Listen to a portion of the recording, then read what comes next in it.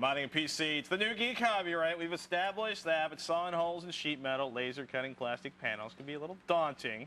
So today, you can put away the cordless drill, get rid of the whole Dremel lifestyle. We're going to do a little lighting, right, Yoshi? We're just going to talk about some products. I get a lot of questions. You know, Right. How can I light my case? You know, what can I do to this and that? So I decided to show them people a little variety of products they can use to spruce up their existing mods. Over in the corner, we start with LEDs. We start with the LEDs. These are laser LEDs. These are really great because they come with a block already mounted. And they really hurt when you stare at Yeah, them. they're really bright. We've discovered this as I repeatedly tried to blind you when we were rehearsing. Quite successfully.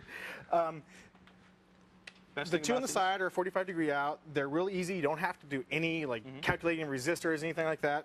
Molex plug it in, you're done. So it's like plugging in a hard drive. It's even easier than that. You got a case in one. Well, hand. this is an example of something you can do. I did this etching a while back, and I etched Starry Night in here.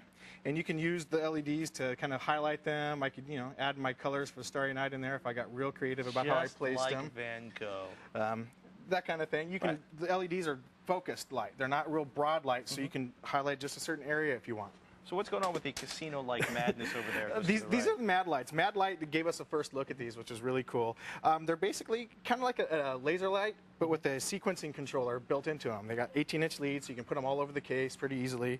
And you can change what they do. They can just go back and forth between different colors, different patterns. Adds a little bit of fun. How much?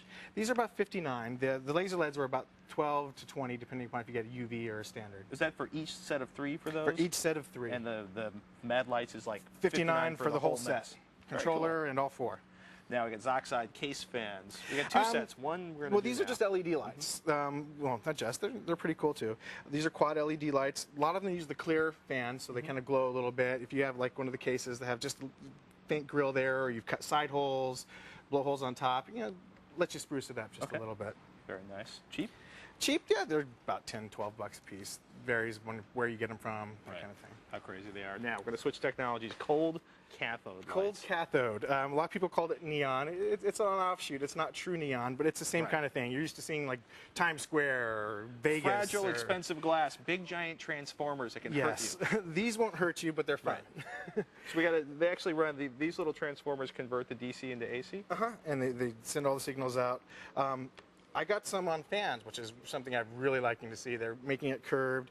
These are UV. So if you're using UV lights, one of the fun things you can do is you can have UV reactive plastics like these, so they really glow. Kind of like the black light poster. Yeah, effect.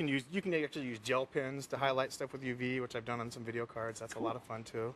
Very cool. You got, of course, your standard light sticks, which is fun. They're coming in multicolored now, which I really love. That you don't have to have one color in one stick. You can have multicolors. Can I also put these under the fender wells of a car? Sure, why not? Cheap?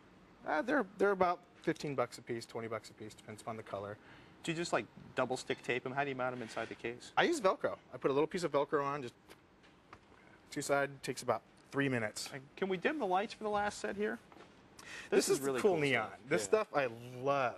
You'll see this. It's an electroluminescent wire. It's a phosphorescent wire that glows when it's glowing. But you'll see it's like super flexible. You can tie it in knots. If I can tie a knot, it'll still work. You can braid it. You can weave it. You can do whatever you want to it. It's great if you got some real complex shapes you got to fit something into. Right. And they also make what they call flat lamp, which is about 10,000ths of an inch thick. Which is basically Paper. flat glowing It's material. heavyweight paper thickness.